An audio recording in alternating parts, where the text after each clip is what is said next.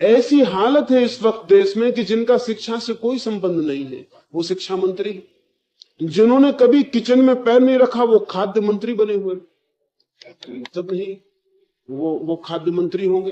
क्यों? उनकी योग्यता यह है कि वो 10 दफा जेल में गए। कुछ समझ में नहीं आता। 10 दफा जेल में जाने से किसी को डॉक्टर बनाइएगा, 10 दफा जेल में जाने से कोई सर्जन बन जाएगा, लेकिन 10 दफा जेल में जाने से वो मंत्री बन सकता है। मंत्री क्या सबसे अयोग्य काम है?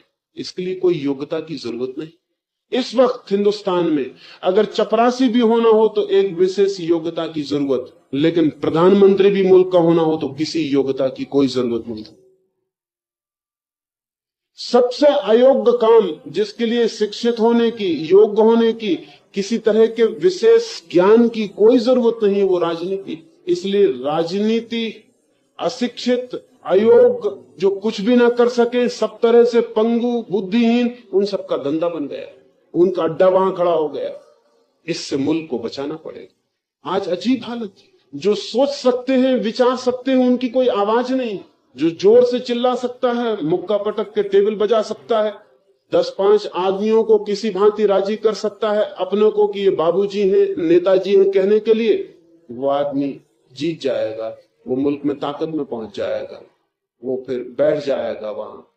और एक अजीब जाल है जो बहुत हैरान करने वाला है। दिल्ली में मैं होता हूं तो देख के बड़ी हैरानी होती।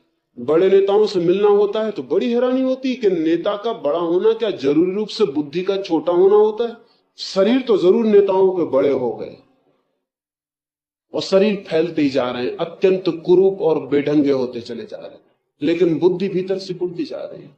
बुद्धि का कोई पता नहीं चलता। एक बड़े नेता के घर में मैं मेहमान था तो उन्होंने कहा कि मैं गाय का ही दूध पीता हूं, भैंस का नहीं पीता। मैंने कहा क्या हुआ? उन्होंने कहा भैंस के दूध पीने से बुद्धि खराब हो जाती। तो मैंने कहा उसके लिए कम से कम बुद्धि होनी तो चाहिए, तभी खराब हो सकती है। आप निष्फिक्र पियो, आपको कोई पीने में डर नहीं होना चाहिए, कोई डर की जरूरत नहीं। मगर आप हंसे, वो हंसे भी नहीं, तो उसके लिए भी समझने की बुद्धि चाहिए। वो मुझे मुंह बा के देखते रह गए कि मैं क्या कह रहा हूं। एकदम बुद्धिहीन नेतृत्व मुल्क के ऊपर बैठ रहा है, कौन उसे अलग करेगा? बहुत हैरानी का मामला हुआ है, लेकिन चारों तरफ घटित हो रहा है।